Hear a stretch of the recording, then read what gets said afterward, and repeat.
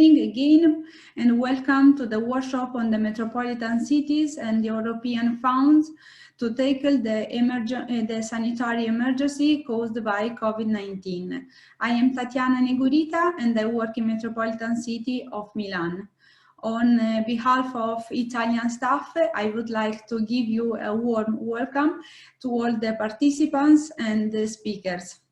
I am going to present the agenda of today, and which will be opened by Alice Cellana, project manager of the project Camelot. The project Camelot is, we organize this workshop in coordination with the project, and afterwards we will have Marco Boaria, Director, Programs and Development Department of European Association of Local Democracy in France. After we have different approaches and point of view coming from different European cities, and in particular Javier Tiana, Head of International Relations from Metropolitan Area of Barcelona. Afterwards, we'll have Thomas Kivit, Director Planning of Stuttgart region. After, we will have the Mrs. Katarzyna Gruszecka-Spichała, Deputy Mayor of the Gdynia in Poland. After, we have another point of view coming from Dr. Lorenzo Kilgren-Grandi, lecturer in city diplomacy in Paris School of International Relations.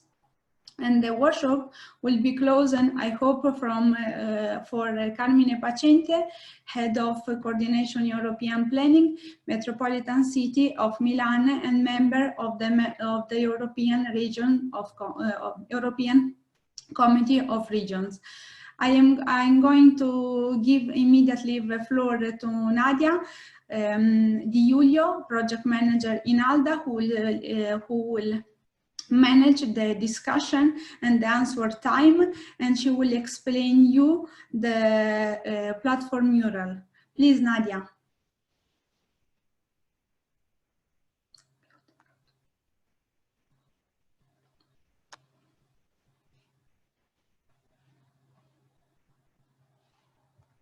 Thank you, Tatiana, and good morning to everyone. And thank you to all participants for joining the webinar. I'm Nadia Di Giulio from ALDAM, European Association for Local Democracy, and I would like to share with you some information regarding how to interact during the workshop with speaker.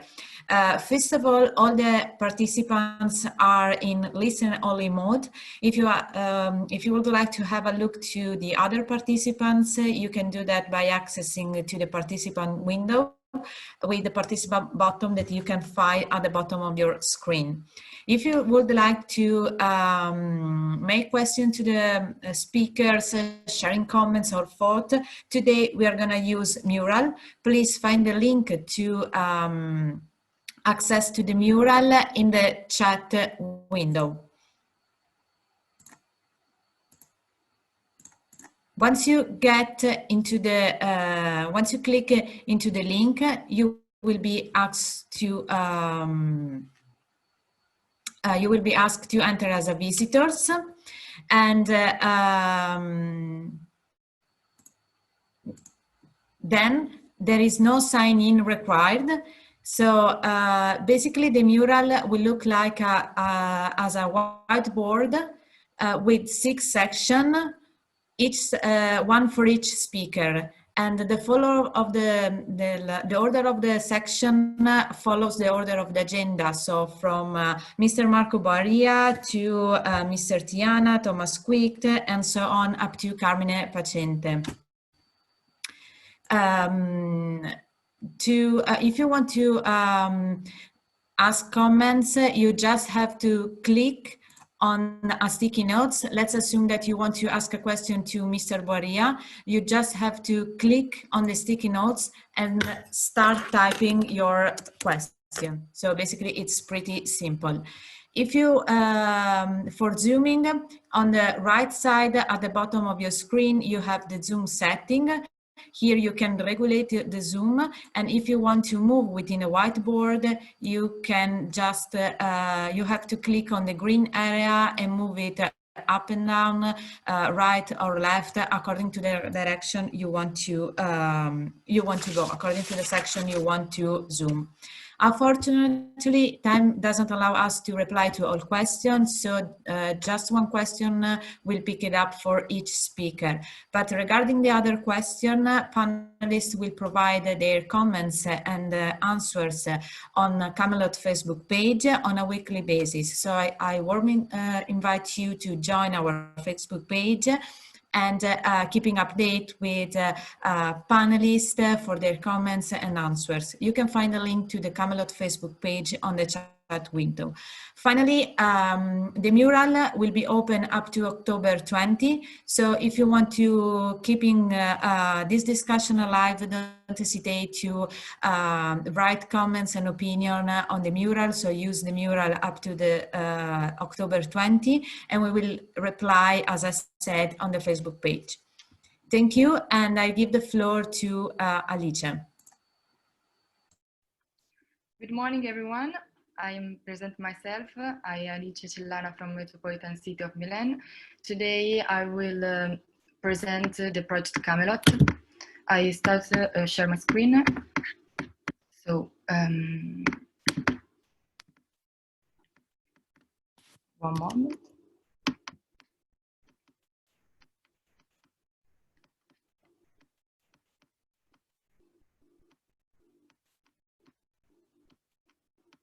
Okay. So, thank you for being here. Today I will talk about the project Camelot. That is a project that the Metropolitan City of Milan presented on the second half of the last year within the program Europe for Citizens. So,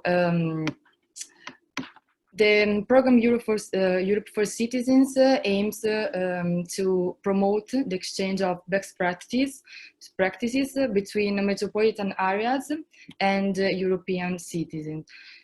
So our first aim is the international cooperation and also the involving citizens, because citizens for us takes a main role in the debate of a strategic topic.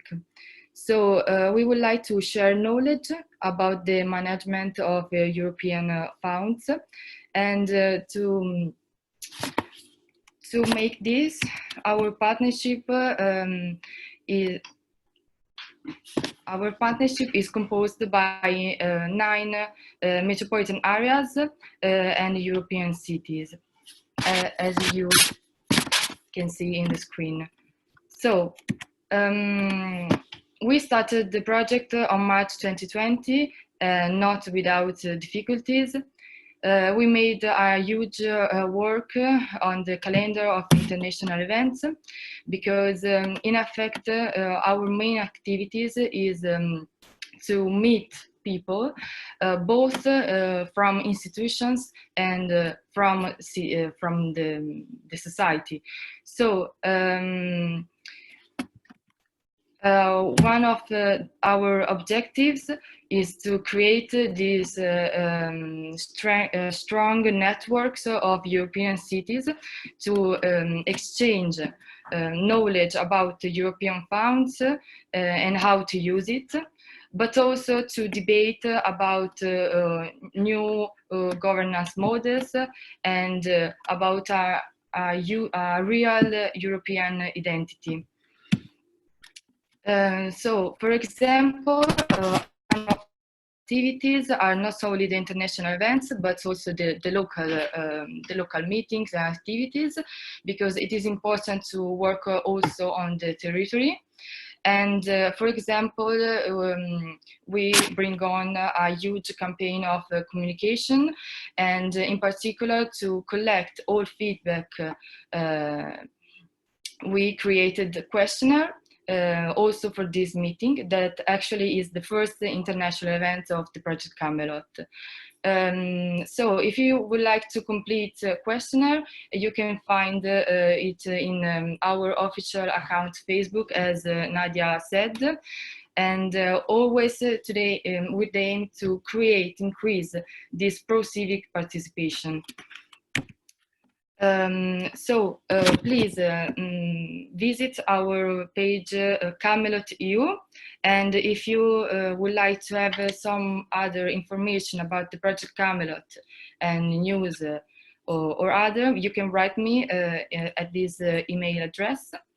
Now I thank you everyone for listening, and I thank you Nadia and Tatiana. So I finished, and thank you for the attention.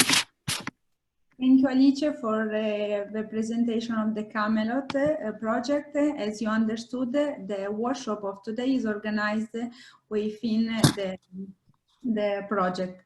So now I give the floor to Mr. Marco Boaria, who is the Director of Programs and Development Department, and he will provide us a new European multi-annual financial framework 2021-2027. Please, Marco. Hey, good morning, everybody. Thanks a lot, Tatiana, and thanks for this opportunity. I have a big challenge today, which is actually to present the new architecture of the new multi-annual financial framework in 10 minutes, but I will try to do it, keeping the time constraints that such a workshop has. So before presenting all the experiences, we wanted to give an overall view of what is next from 21 to 27. You know that we are at the end of the current programming period, and we are expecting a new programming period lasting till 2027, which is rich of new items, opportunities, and of course priorities. First of all, let's say we are in a phase now that this multi-annual financial framework, which include actually the regulation, but should also include a decision about the own resources, which define, let's say, where these resources come from, is being built currently. I want to give you a brief overview of where we are also currently in the terms of, let's say, validation and approval. You know that this is a long-term budget lasting 7 years. 7 years time may sound a long period, but of course for such, for important projects, also infrastructure, but not only, if you think about the research programs and so on, we need a certain duration of programs in order to be able to conclude properly this kind of projects. The proposal of the Commission related to the new multi-annual financial framework is dated May 2018. And the Parliament adopted this in November, the first adoption by the Parliament in November 2018. Just to give you, of course, since then, there has been a lot of different steps, including all the European institutions, the European councils, the parliaments, but I want to highlight the most relevant recent steps back to February, where, for example, since beginning of this year, of course, the multi-annual financial framework was not approved yet, as you probably all know. Actually, in April, something, let's say, unexpected happened, which is the COVID-19 pandemic. So the President Michel presents a roadmap for the recovery after the pandemic, telling that the new multi-annual financial framework should be the main tool and instruments to, let's say, to recover from this crisis. So as a first, I will give you then some infographic information also on the whole architecture, but back to April, the EU leaders approved this first aid package, 540 billion euros package, in order to, let's say, fight and to try to recover the immediate damages provoked by the pandemic COVID-19. Then we have an historical agreement back in July during the current German presidency, where the EU leaders agreed, let's say, on the multi-annual financial framework and the recovery plan. Consisting the multi-annual financial framework in more than 1,000 billion euros from 2021 to 2027. Now we are waiting for the approval of the Parliament and the adoption, the consent of the European Parliament, and also the adoption of the own resources decision, which should be ratified by all member states, in order to be able to start on time in January 2021, which is actually the beginning of the new programming period. So how is, let's say, this new multi-annual financial framework and the other tools constructed? As I said before, one of the first measures was this important safety nets for workers, the measure SURE, businesses and sovereign, amounting to a package of 540 billion euros, which is already operational since June 2020, so since a few months ago. If you see on the right side of the infographic, you see how these 540 billion euros are allocated. So 100 billion to mitigate unemployment risks, 200 billion euros for the Pan-European Guarantee Fund, and 240 for the pandemic crisis support for member states. This was the first immediate reaction of the Commission concerning the resources to be allocated in this period. Then, of course, there was this, let's say, need, of course, to refresh and to consider the current decision on the basis of what COVID impacted. So the next programming period will be based actually from an emergency European recovery instrument, the so-called and famous Next Generation EU, for 750 billion, plus, of course, the reinforced multi-annual financial framework for the 7-year period, 2021-2027. The emergency recovery instruments, it's a temporary instrument. It has to be used by 2024. Raised on the financial market by the Commission, also thanks to the credit that the Commission has on the financial market. With this tool, let's say, actually the Commission wants to strengthen the key programs using Next Generation, also to direct investment quickly where is most needed. And of course, it is also the Next Generation EU in line with the two key words representing the most important priorities of the overall multi-annual financial framework. That means green and digital transition. As I said, the aim is to give proper resources to respond to the most urgent challenges as a temporary instrument, one-off emergency instruments, which is combined with the multi-annual financial framework in the first 4 years of the next programming period.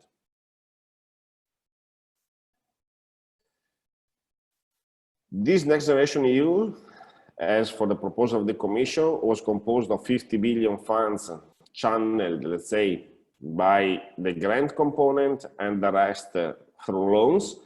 This decision has been then changed by the Council back in July and changed, let's say, keeping the same amount, to change the distinction between loans and grants. And now we have 390 billion as a grant and 360 billion as a loan component. There is a great stress on this, which these two instruments should really be the major instrument for implementing the recovery package and to tackle the pandemic situation, following the keywords, adding, of course, the European Green Deal, digital revolution, and resilience. This is the overall architecture of the next programming period, so which is based by the long-term budget, 1,074 billion euros. The so-called aid package of 540 billion euros, which is for work, business and member states operational since the 1st June, and then the Next Generation EU, 750 billion euros. So all in all, in the next 7 years, actually 7 years and a half, if we consider also the June 2020, package, we will have 2,364 billion euros as an instrument for, let's say, relaunching the new programming period.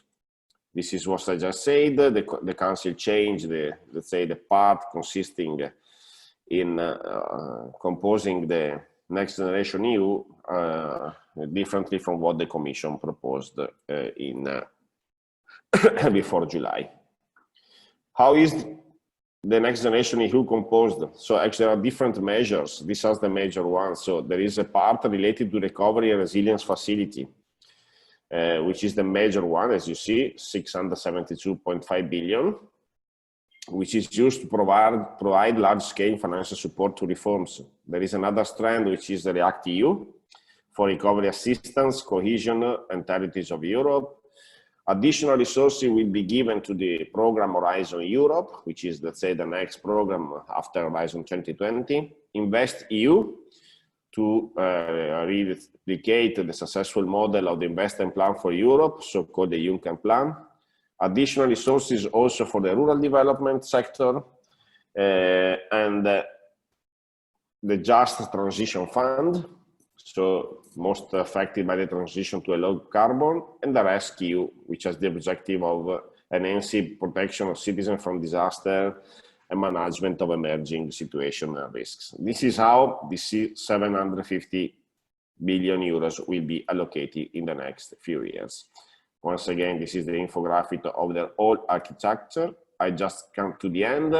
Now we are waiting for the consensus of the Parliament, which I put here some of the last, let's say, thought declaration about this. Actually, they disapprove, the Parliament already communicated, disapprove the cuts made by the Council, especially for some flagship programs like climate protection, digital translation, health, youth, culture, and research, and border management.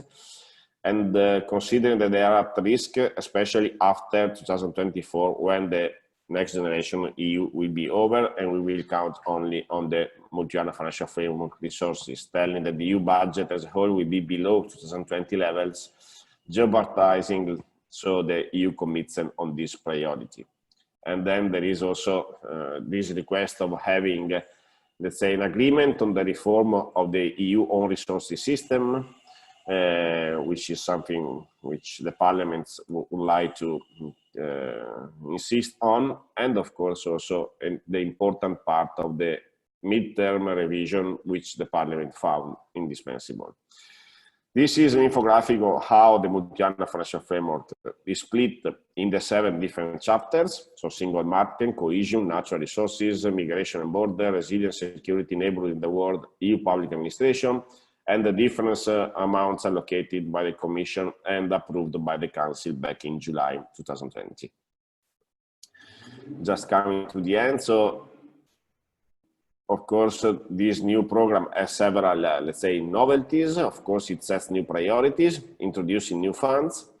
It reduced some budget for example, the cohesion and the agriculture. Got a cut, let's say, then compensated by the Next Generation EU somehow. It reduces the number of funding programs, not because of reducing the resources, but because they will be merged in a more integrated programs, bigger but more integrated program. And of course, being more, let's say, richer, it also asks a higher contribution from the member states. So with this position, now the negotiation with the Parliament are open. We expect soon the agreement in order to start the implementation of these instruments in January 2021. Thanks a lot. I'm available for questions, as Nadia explains before. Thanks. Thank you very much, Marco, for this detailed presentation of the financial framework. I would like to ask to the next speaker, who is Mr. Javier Tiana, to explain us the Metropolitan approach in green projects within the cohesion policy. Please respect the time of 10 minutes. Please, Mr. Javier, I give you the floor.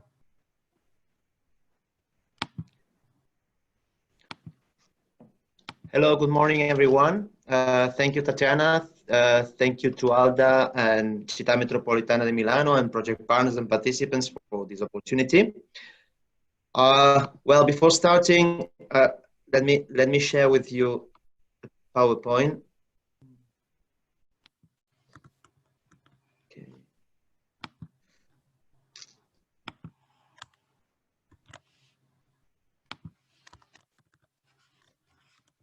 Okay, so let me introduce my organization, where I'm coming from. I'm coming from the Barcelona Metropolitan government. This is a local government with the specific powers in terms of waste management, water management, mobility and transport, urban planning, public spaces, economic and social development, most of them linked with the green recovery.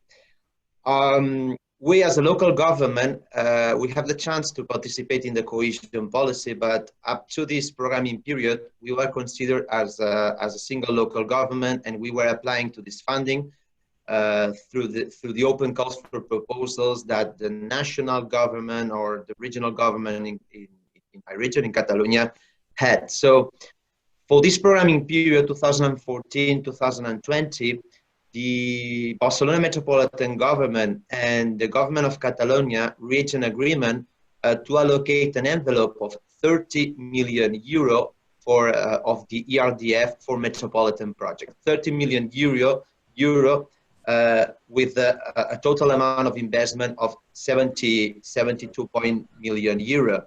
The rest of the co-financing is coming from the main budget of the Barcelona Metropolitan government and some of our municipalities. This was a very positive point for us because from one side, we were opening a new way of multi-level governance between the region, the metropolitan government and the municipalities.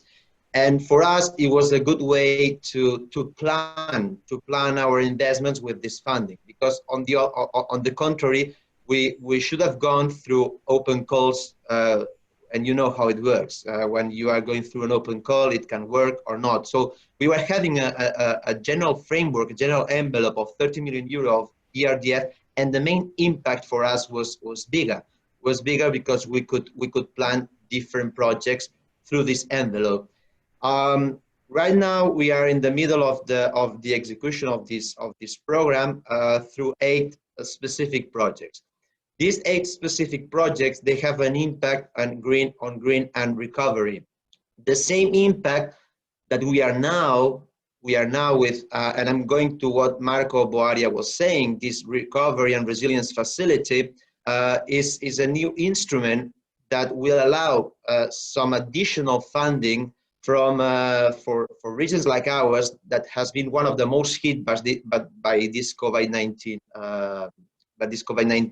pandemic.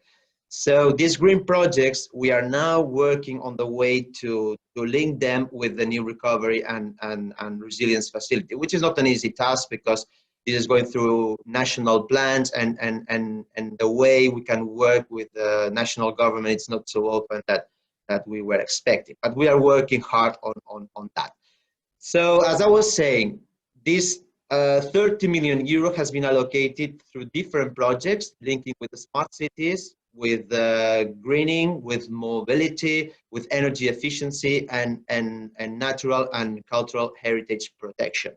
Let me give you in a kind of a snapshot some examples of these projects. One of these is, for instance, in the left side, you can see the social environmental restoration of metropolitan river areas. The Barcelona metropolitan area has 2 main rivers crossing all the metropolitan area. These were highly polluted rivers in the 70s and 80s, and now these are green spaces integrated in the main urban network, in the main public space. So through this project, we will restore around more than 120 hectares of these green spaces, which are used by many millions of inhabitants during the year. Another example is the low emission zone. Barcelona has established one of the biggest low emission zone. Is a low emission zone of 95 kilometers, affecting the city of Barcelona, and 5 metropolitan municipalities. This is again a good example of this multi-level governance, of this institutional cooperation, because this is a project where the city capital, Barcelona, is cooperating with metropolitan municipalities and also with the region. So through the ERDF, we are developing this low emission zone of 95 square kilometers, which will have an effect of a reduction of 12% of CO2 emissions in 2022. So through this low emission zone, which is crossing the main city, we will ban specific cars to use this part of the city, so to have a better air quality in our region. Another example of these projects is the photovoltaic installation and an electric charging stations for electrical vehicles. So through the ERDF, we are putting some photovoltaic panels in public buildings, also creating these electric charging stations. So that will have a reduction of greenhouse gases estimated in around 3,500 tons of CO2 a year. So that will have an effect in our environment again. Another 2 examples of these projects is the LED lighting on Barcelona ring roads. Barcelona is a city the city is 1.6 million inhabitants, the metropolitan area is more than 3 million inhabitants, crossed by 2 main ring roads. So these ring roads, they have many tunnels, and these tunnels were using old-fashioned lighting. So through this project, we will change this lighting using LEDs with an economic impact of 600,000 euros a year. So we'll decrease the energy bill by 600,000 a year, money that we are spending from the metropolitan area of Barcelona and other local governments. And the last project is, or the last example dealing with greening, is expansion of the metropolitan network for bike lanes. So bike lanes are very important, not only in the main city.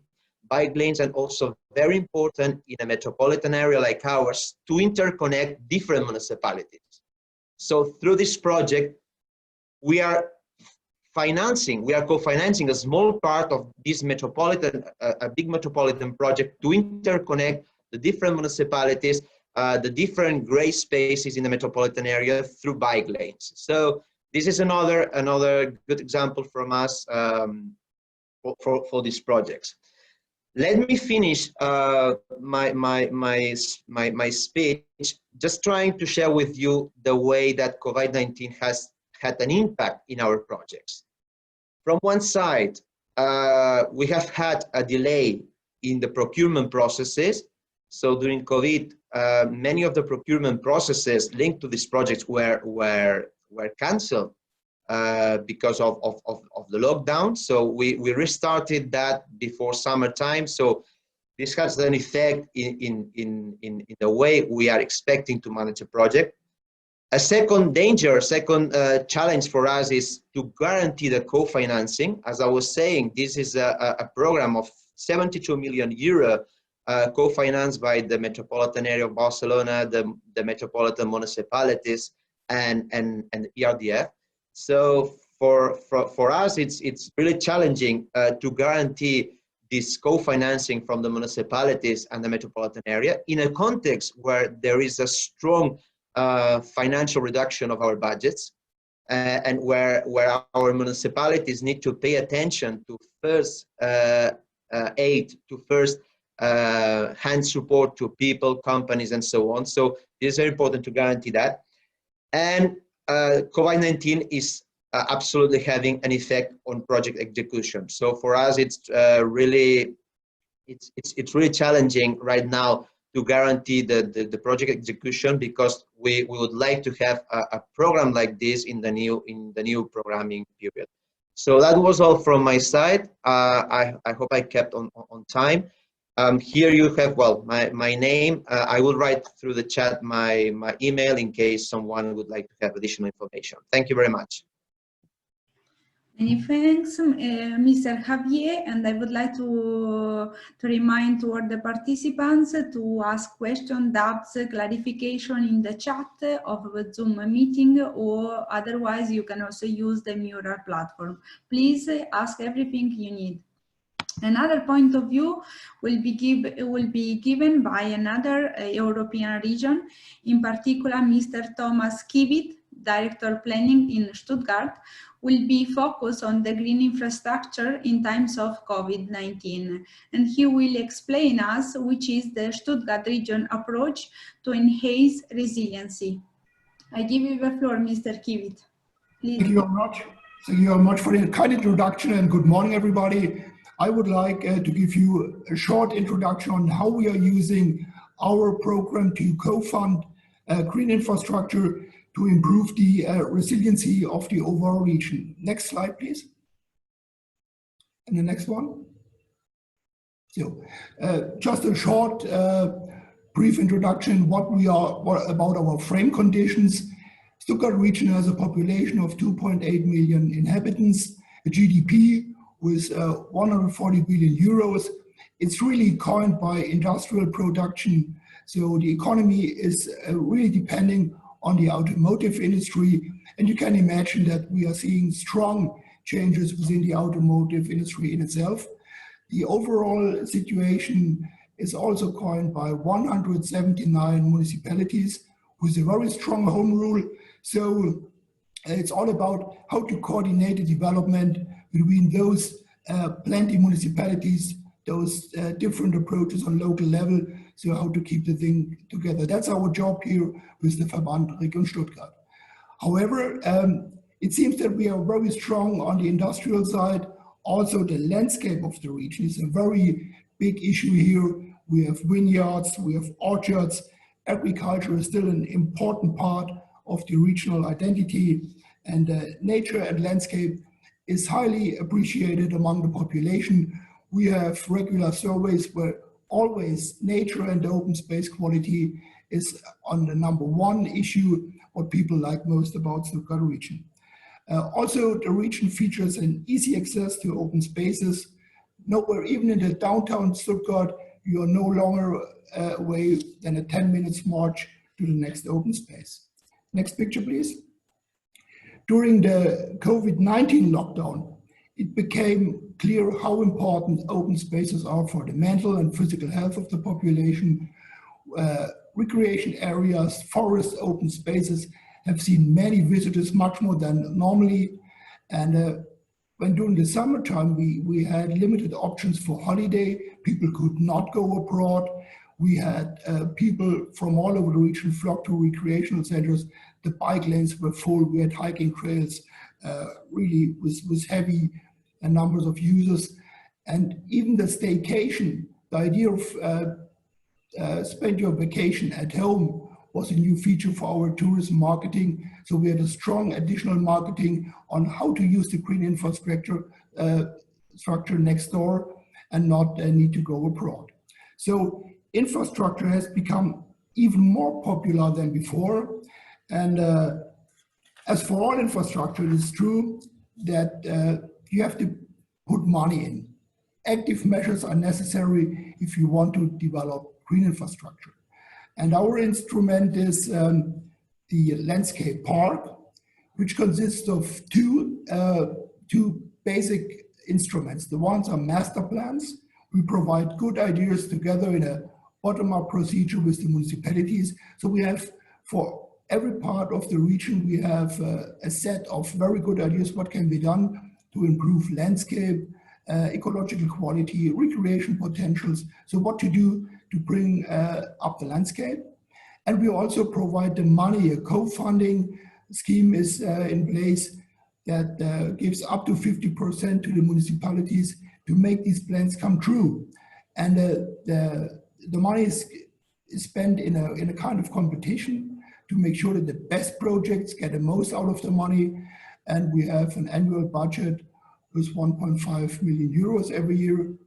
And so far, we have implemented more than 160 projects with a huge variety from education, sports, ecology, So everything you can imagine in the broad field of green infrastructure has been realized here with this, within this project. And we also use, of course, our own money that we spend to trigger additional third-party funding. So we made use of the EU funds Interact, Life Plus, or Horizon 2020. So this is also a very important part of the overall funding scheme. Next slide, please. We do not know what to expect from COVID-19 on the long run, but the one thing we see for sure is that we will have less money available, and that especially public budgets will be much smaller during the next years. So for us, it's important that we underline the importance of green infrastructure. Open space development is not a gimmick, it's not a luxury, it is a necessary, important asset that has to be developed. So we provide support for political decision-making. If you want to spend money in a political context, you need a majority for the investment. And we've followed the idea that it's very much important to deliver the big picture, to look beyond the local borders, to understand the importance of the development of green infrastructure. We also organize cooperation, the cooperation between municipalities, and we also take care that we can achieve additional funding for those ideas. And for us, it's also very important that we use synergies. We want to make sure that municipalities get the most for the money, to get the most efficient approach if they use public money. So open space development always is more than just going to one direction. It's not just recreation, it's about biodiversity, it's about flood protection, adaptation to climate change. And I'm sure that it's much easier to spend money in a political context if you can prove that you are following more than just one strategy. Next slide, please. So the big picture is that COVID-19 has so far is a huge challenge, but it's also a game changer, and it's a catalyst that make development much faster than it used to be. The pandemic made clear how vulnerable we are as a region, and not just in health issues. That's also true for demography, for economy, for infrastructure, but also for the governance, for the idea of how we make decisions, especially if we want to be more responsive. If we want to be more responsive, we need an overall approach, like we used to have it for sustainability, for competitiveness. And I'm strongly convinced that the regional metropolitan scope is crucial to achieve this overall big picture. So we are working together with the municipalities to make stronger links between the municipalities in itself, but also between the regional and the local level. And so it's not just the content of what we are planning, but it's also the approach and the procedure how we are planning. So we are following on a new scope, as it is mentioned in the updated Leipzig Charta that will be approved in November in Leipzig during the German EU presidency. And this Leipzig Charta also puts a focus on the regional level. And we are following some projects that make sure that we bring in this new level to enhance the resiliency and to improve the responsiveness of COVID-19. And last slide, please. If you have any questions, I'm happy to answer them. So you see my address here, and you can also send me an email. I'm happy to answer all the questions, and thank you very much for your attention. Thank you very much, Mr. Kivit, for having illustrated us how the region of Stuttgart is developing the green infrastructure. Now, I'm going to give the floor to Mrs. Katarzyna Gruszecka-Spichała, who will illustrate another point of view in relation to the counteracting social impacts of COVID-19, and she will report the example of the Gdynia. Please, Mrs. Katarzyna, I give you the floor. Good morning, everyone. I'm very happy to share our experience with us. I'm speaking on behalf of the metropolitan area of Gdańsk, Gdynia, Sopot, but today I would like to show precisely some of the experience of my city, which is Gdynia. Unfortunately, I do not see the sign to share the screen. So may I ask to share my screen by you? Yes, it's ready. Thank you so much. I don't know what happened. A minute ago I had it, but now it disappeared. No problem.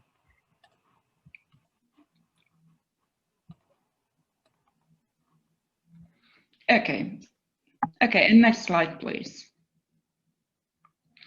My idea is to show you the counteracting ideas. Of course, I will start with the ideas that took that started with using the EU funds, but also I would like to show some of our reactions that needed to be very quick, and I would even say sudden, due to the conditions. But we weren't able to use any EU funds to implement them. And I think there's also a lesson that we can learn from this fact, and that may be implemented in any new ideas for the future and for what we call new normality. So as we're talking about the EU funds, the most important project that I need to describe is the Urban Lab, what you can see at a slide.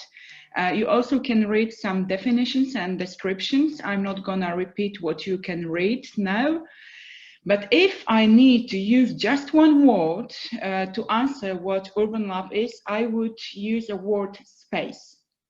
A space to think, to invent, to figure out what is needed, what will be needed, how to fix the problems, how to fix the bugs that we have in a city, what are the smart ways to operate what we have to deal with, to diagnose the world that is around us properly and correctly, to be very close to the people, to be with a constant dialogue with the citizens, but also not to forget that many of our solutions should be sourced not only in what people want, but also in scientific knowledge of experts. And of course, this experimental problem, which is very unique in Poland as being one of just 2 of such type, is financed by a technical assistance program. Next slide, please. Urban Lab gave us a kind of a big umbrella. It was an umbrella of a careful diagnosis of many bright ideas, many smart people, but also an administrative body ready to use to create thematic teams that have been created and settled as advisory boards for the mayor of the city. We have settled 2 thematic teams. One is called very simply Economic Council. The another one is Social Council. Both of them are to advise and most importantly to diagnose very correctly what is taking place around us.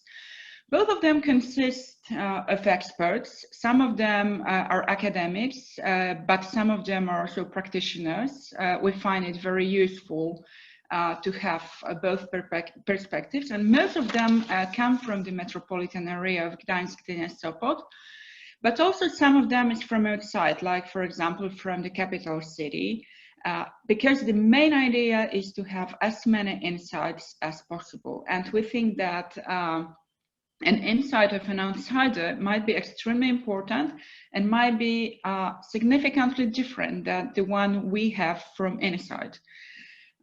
So we think that having diversified insights in as many numbers as possible is needed in order to be sure that we do not skip any important factor or need or solution. Next slide, please. May I ask for the next slide?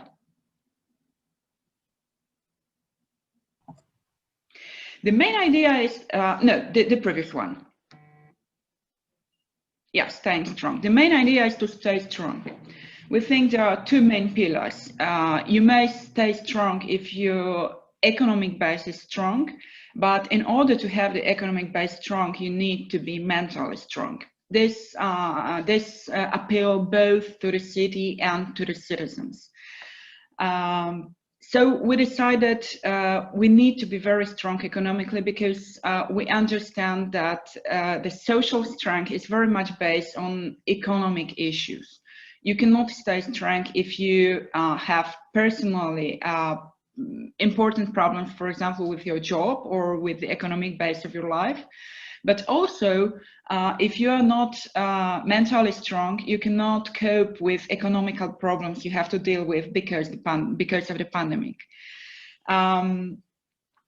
Our budget, I would like you to look at the left side of the slide. Our budget in Poland, I mean the municipalities' budgets, are based basically on personal tax income.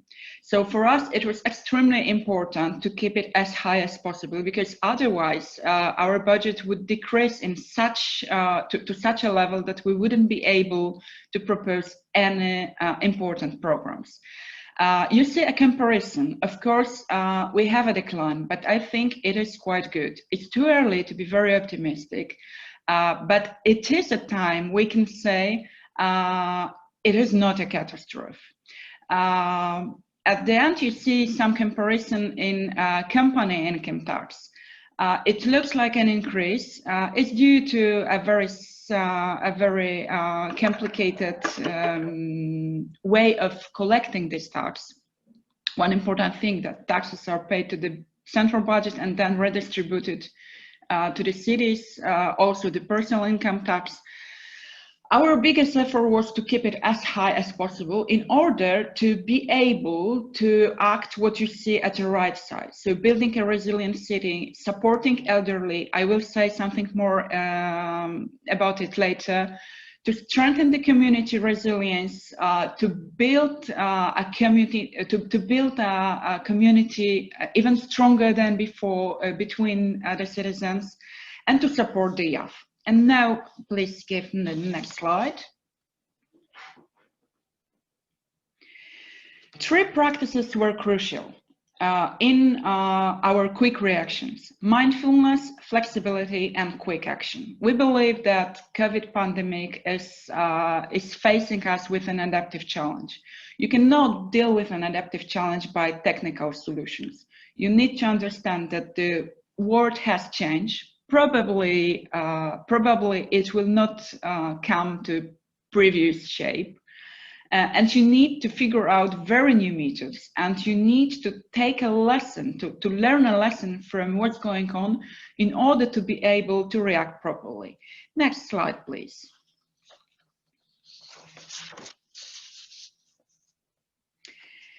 As I said, economic base was extremely important for us. Here you can see, for example, how we were dealing with operating the governmental program of support. This support was intended mainly for small enterprises. This is characteristic for Gdynia, that over 97% of our companies are micro and small enterprises, which were able to get help from the governmental program, but the program was operated by the municipality. Here you can see the number of proposals, which is really huge in my point of view, the number of accepted proposals, and the funds that have been paid. All the numbers you get here are in euro, and in order to be able to compare it of how big amount it is, down the page I have written the number of minimum salary in Poland, also in euro. I have to say I'm very proud of this effort, because being so efficient needed from us to reorganize ourselves, to work day and night, and to accept also the clients who didn't want to make it digital. Because when the pandemic had started, we all moved to the cloud, and it was also a kind of a challenge. But another kind of a challenge was to go back to the office after 2 weeks of lockdown has passed, and to be able to the clients personally, and to deal with fear and emotions and the fear of being infected. Next slide, please. As I said, another part is social strength. First of all, we try to figure out who's excluded. Of course, if we move to the cloud, as I said previously, the most excluded people, the most excluded group of people seem to be seniors. Seniors are very important in our city, also due to the shape of our demography. We decided we need to contact them, not to wait till they contact the city. Of course, it was possible and available 24 hours, but we decided our officers need to call them. If not call, we send an SMS to ask if you feel well, if you need any help, do you have any fears, can I help you? We know now that they are very grateful and that it was a very important factor of strengthening the community and one of the best things we've done. Another idea was to help the students. They had really difficult times. I'm also a mother of 2 young students, and I could observe at home how difficult the situation was for them.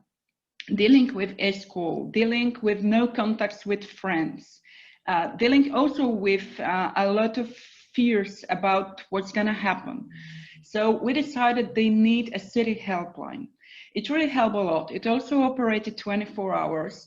And we think even it might sound strange, but we think it even saved some lives. Yesterday, I've read an interesting article in The Economist about how much the number of suicides is increasing in the USA, but also in all the other countries. We think it's quite typical to have such effect after such a great game changer that COVID pandemic is. And we think that such a helpline available 24 hours really was really potentially have saved some young lives. Then finally, I have noticed that nobody speaks to the children, that we speak to the seniors, we speak to the business, we speak to the students, but nobody speaks to the children. They are alone. Their parents often have absolutely no time for them because they need to work remotely and to take care about elder children who need to learn via e-school.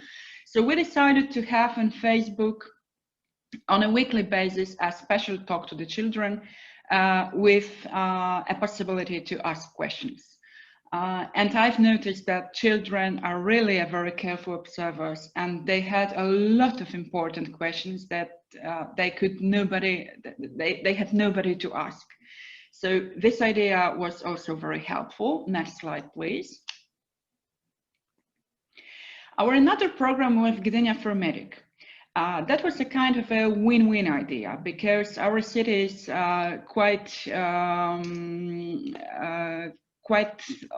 it's connected with tourism. Tourism is an important part of our economy, especially not the tourism like leisure resort, but tourism intended for companies, the meeting industry, a lot of conferences and so on. Of course, it all has disappeared at one day. So we try to find a way to help our hoteliers and other representatives of meeting industry, but also to help people who work in medicine. We decided that as most of us, and I mean deputy mayors, there are 4 of us in Gdynia, as most of us work remotely, we can work on our own without the help of our secretaries and assistants, and we asked them to organize a hotline for medics. The hotline was operating 24 hours a day, and all the medics could ask either for taxi transport, which was financed by the city, in order not to use the public transport, not to get infected, but also not to use their own cars, not to provoke congestion in the city. They could also ask for complimentary hotel accommodation, once again financed by the city at a lower price, but also saving the business of hoteliers. And they could also ask for psychological help, once again financed by the city, if they need it. Next slide, please. And that's one of the last things I would like to show you, because as I said, some of our ideas were very quick and there was no time to test them or to check whether they are good or not. We just needed to implement them on risk. I would like to show you where do best ideas come from sometimes. At the right side, you see a picture that is taken from Twitter. I'm very sorry, I can't remember what tweet it was. I guess something from Southern America. During one of sleepless night, when I was wondering what more we can do in order to counteract the impact of COVID, I was scrolling Twitter and I saw this right picture, and I thought it's a great idea to mark seats in public transport like that. So in the middle of the night, I sent a WhatsApp to the director of public transport asking him to prepare similar signs for our public transport. And 2 days later, the Polish government said it's obligatory to have every second seat in the public transport free. We were ready then, and we were the first city in Poland to be ready with such marks, which were really useful for the people. But what was quite strange to me, that my tweet that you see at the left side about the marks that we are gonna have, we have a part and we're gonna have more in 2 days, has made a real career regarding the number of impressions and engagements. What signs how important it was for the people, and that was just a very simple idea for scrolling Twitter during a sleepless night. Next slide, please. This is all what I wanted to share with you. I would like to thank you very much for your attention, and of course I'm available for any questions if you have. Thank you. Thank you very much, Mrs. Katarzyna. You have did a very good and exhaustive presentation on the social impacts of your metropolitan area. So now I give you the word immediately to Dr. Lorenzo Kielgren-Grandi, who will analyze the impact of and the challenges of such smart city diplomacy in both in the response and recovery strategies implemented by cities. Please, Lorenzo, maximum 10 minutes. Thank you. Thank you very much, Ms. Negorita, for this invitation. Thank you to Alda and to the Metropolitan City of Milan. It has been a really enriching exchange, and I will bring my contribution focusing on smart city diplomacy and how this has contributed to the response of the recovery to COVID-19 crisis. So my presentation is divided in 4 parts. First, I will just outline what smart city diplomacy is, a term that might sound somehow original for some of you. Then we will focus on how smart city diplomacy contributed to this fight to COVID-19. The third part will focus on the funds and how the EU supported smart city diplomacy's fight to COVID-19. And finally, a little bit of critical thinking, what are the challenges ahead and the possible solutions to it. So city diplomacy, first of all, it's the international management of cities. Cities are active internationally since the early before the First World War, and they have been increasingly adding a series of topics where they want, and in fact they are able to cooperate. Smart city diplomacy, of course, is one of the most recent fields of interaction where cities interact with each other and with other private and public foreign partners in order to deploy smart local solutions. The scope can be both regional and global. We will focus today only on the regional European dimension, and as you can see, can be driven by a series of values such as cooperation and solidarity, in particular in the framework of cooperation for development with cities in developing countries, as well as based on interests such as economic growth and jobs, and the synthesis, a sort of a mix of the both values and interests when we deal with sustainable development and resilience. Once again, this can be done in a plurality of ways, both bilaterally and multilaterally, and in different levels of formality, ranging from, for example, twinning agreements to city networks and to more informal kind of coalition of cities.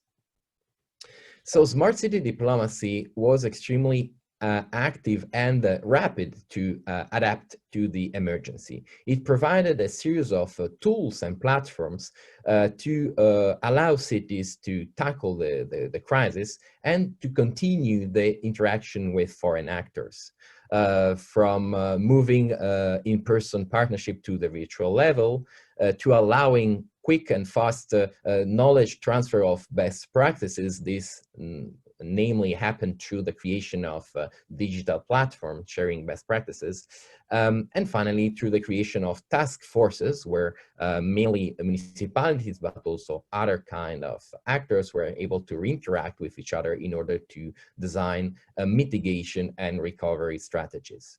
The theme that we're of course focused are the use of digital technology in tackling the health crisis, but also the inequalities that have been deepened by the crisis itself, the educational challenges that have been mentioned before, so basically moving the teaching from classes to virtual classes, and finally the local economy, and in particular those sectors that are suffering most, such as the tourism and the entertainment industries.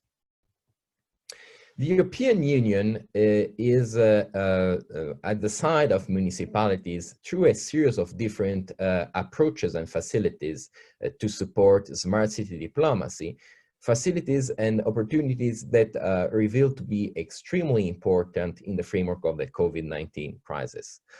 First of all, there is this accent on the peer-to-peer exchange between the municipalities at different size. So this is important to say that not only metropolises, but also middle and even small cities are invited to exchange through a platform, a program called Urbact that is now allowing, in fact, medium as small size cities to interact with each other through a project called Tech Revolution that allows them to build platform reinforcing the capacity of local businesses, for example, to deal with the economic difficulty related to the crisis. Of course, the EU is extremely active in the framework of innovation and foster the co-creation of new innovative solutions between cities.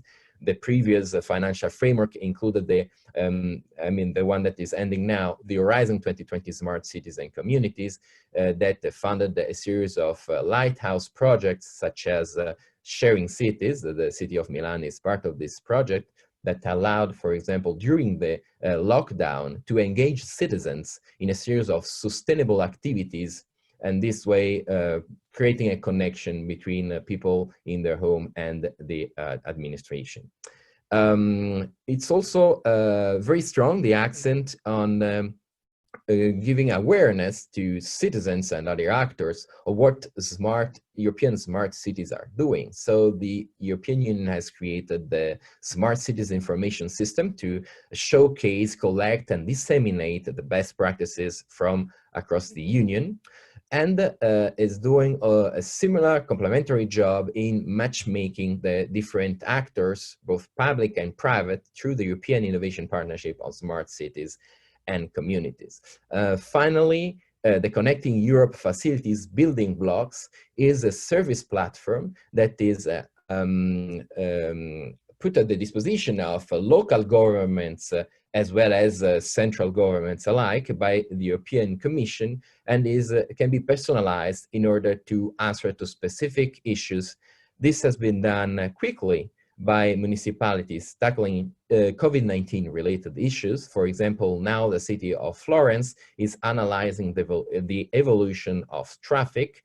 The big data is analyzed through these building blocks and allow the municipality to design new strategy to avoid peak hours, given that there is a rise in the utilization of private cars due to the fear of contracting the virus in public transportation.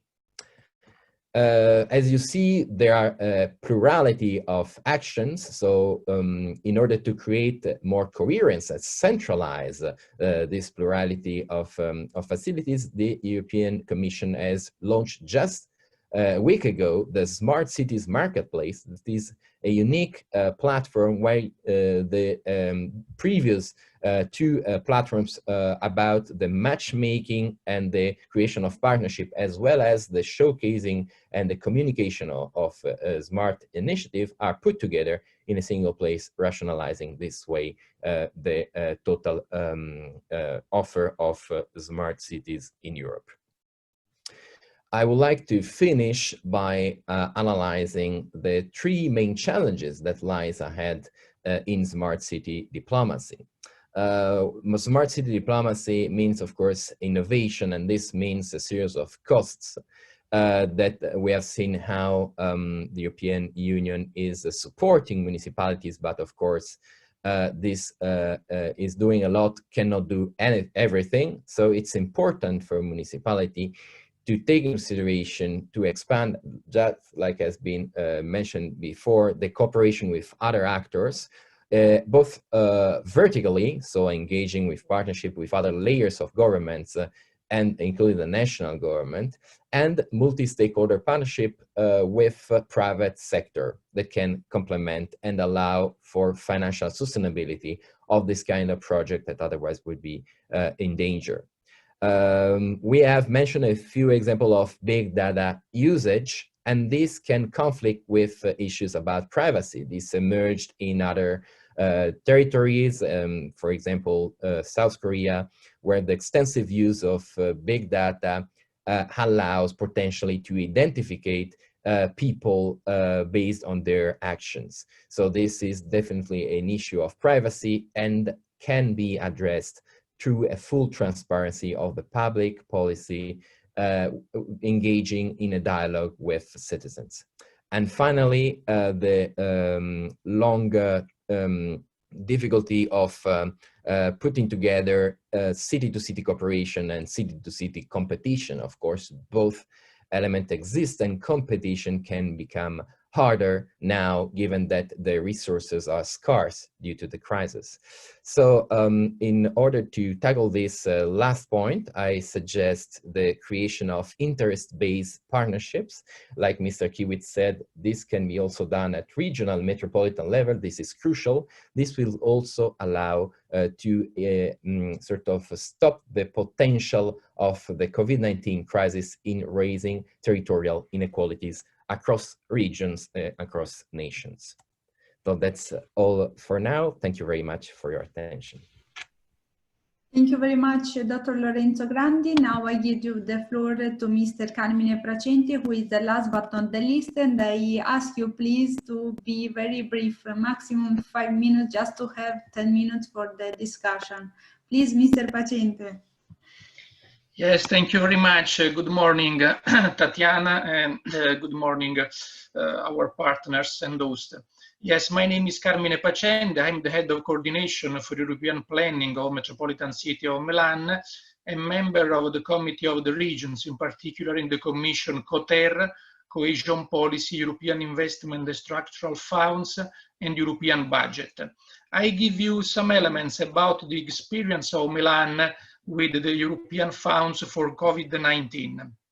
We used three main instruments that the European Union gave us. First of all, the Coronavirus Response Investment Initiative. And now we are working with the central government and the regional government for the REACT-EU and for the Recovery and Resilience Facility in Milan. First of all, the Coronavirus Response Investment Initiative was a proposal of the European Commission President Ursula von der Leyen in the 2nd of April 2020, approved by the Parliament and the Council in Brussels in the month of April. There are new rules for the European Structural and Investment Funds. That means, briefly, that we have the possibility to shift the financial sources among programs, national operational programs and regional operational programs.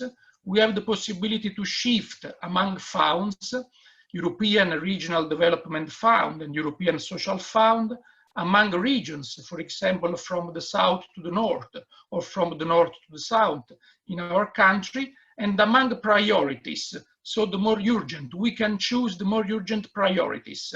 And this is a big revolution without national co-financing.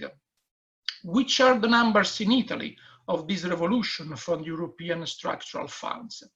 In Italy, we have, for the multi-annual financial framework 2014 and 2020, around 50 billion euro of European structural and investment funds. 40 billion euro selected, 30 billion euro committed, and between 10 and 20 available for the coronavirus response investment initiative. The proposal of the Italian government was that the 20% of this total amount, so the 20% of 50 billion euro, were for emergency, so 10.5 billion euro. For which kind of activities? In Milan, we choose three main activities: rental houses, urban sustainable mobility, and voucher for taxi for needy people. People such as, for example, with disabilities, with aged people, doctors, nurses, and etc.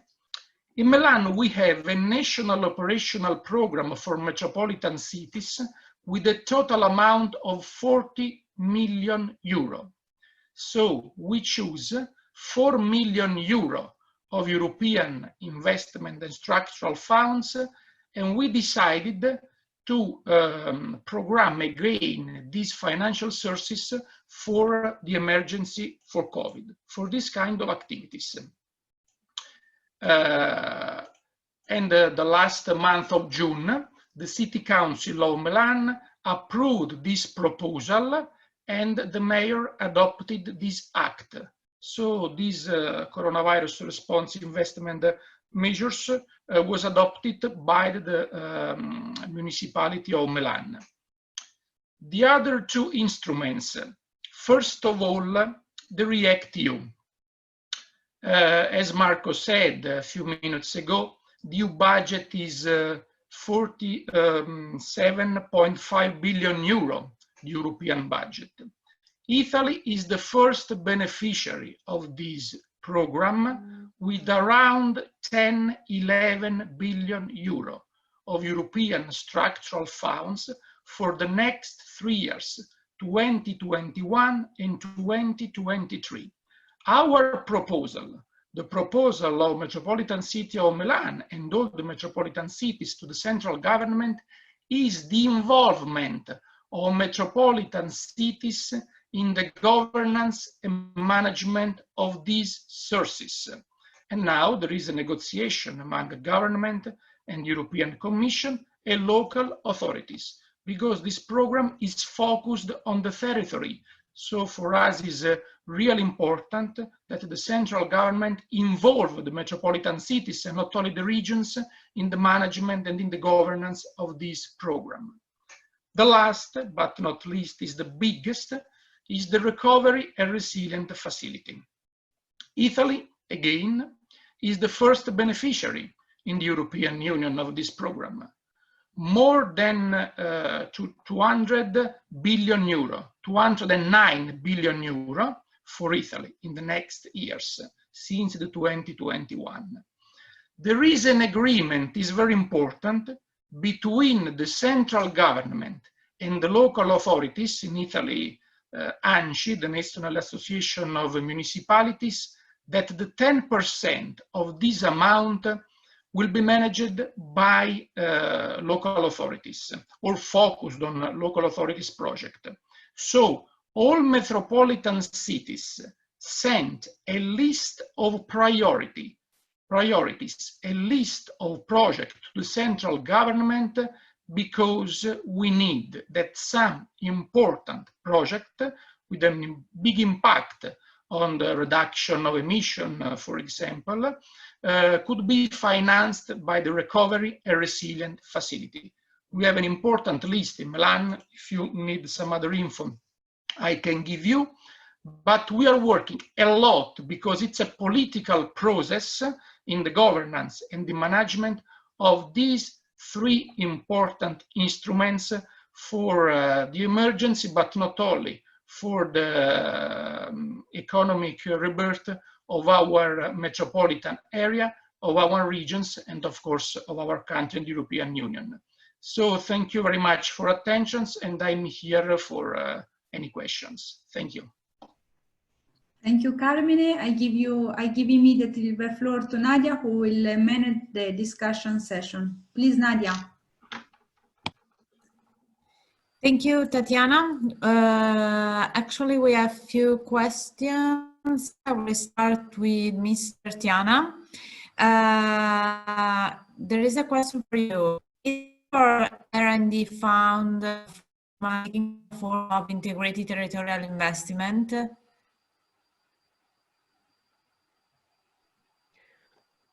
Thank you, Nadia, for the question and the person who raised the question. Well, in fact, our program is working as the main agreement between the region and the metropolitan area of Barcelona. It's not working as an ITI. We wish it was working as an ITI, but the question is that in our country, the managing authority didn't choose for this instrument to be implemented in a territory like ours. For sure that working as an ITI would give us more autonomy in terms of decision making, managing, audit, and payments. But well, we are working within this scheme where the region kept 30 million euro for metropolitan projects. They were allocated to us, and we are executing them through project implementation. We are looking forward in the next programming period to have an instrument like the ITI, which would be better. Thank you so much, Ms. Tiana, for your question. If you want to something more on something, please use the hand function that you can find in the chat window. The next question is for Mrs. Spla. The first question is, do you think you will keep the initiative for the COVID pandemic into long term?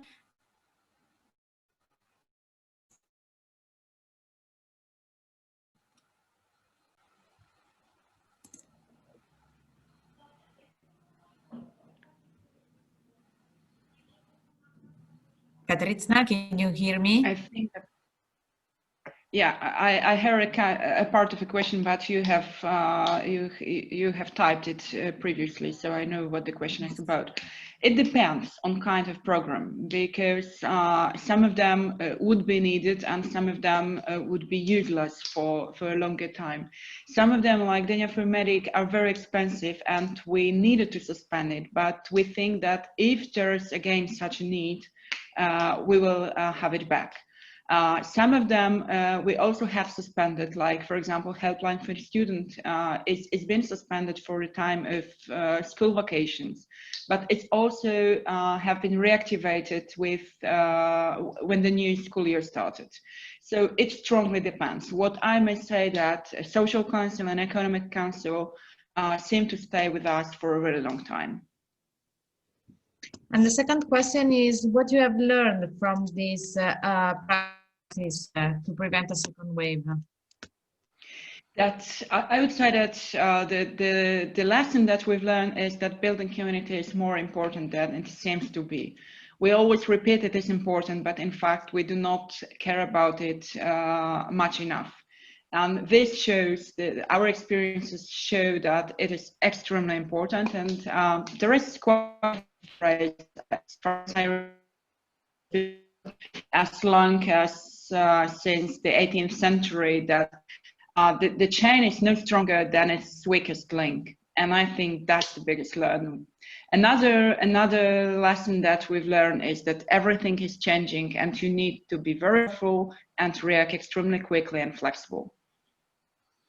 Thank you, Katrina, for your succinct reply.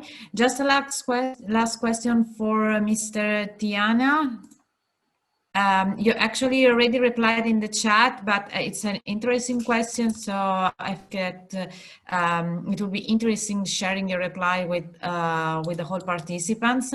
The question regards the monitoring of impact of this project in terms of reduction of CO2, air quality, social and territorial impact.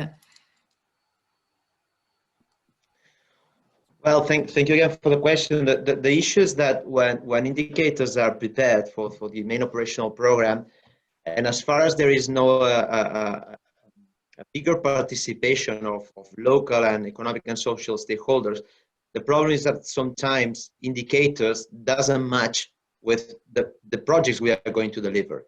Here's what happened in our case, for instance, when we are implementing this project dealing with the low emission zone, where the main indicator would be the improvement of air quality.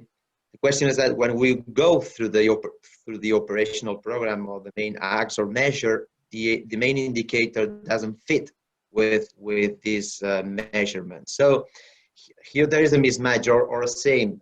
If we are restoring an heritage building in one of the metropolitan municipalities, the main indicator is how many visitors you're having for this building. And sometimes this municipality is not as attractive as Barcelona is. And sometimes you maybe you don't have neither the instrument nor the person that can count the visitors we are receiving. So I think we should find a better and flexible way to measure the indicators of projects and operations. Thank you so much, Mr. Tiana. There are no more questions, Tatiana. Thank you to all the.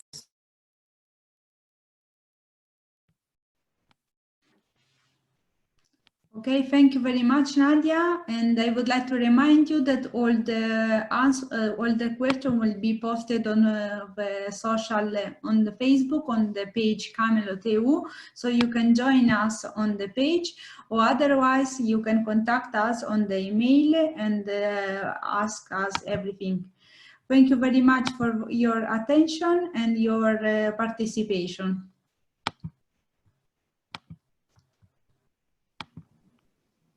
I wish you a good day. Thank you, everyone. The session now ends. Thank you. Thank you. Bye-bye. Thank you. Thank you. Goodbye. Bye-bye. Thank you. Bye.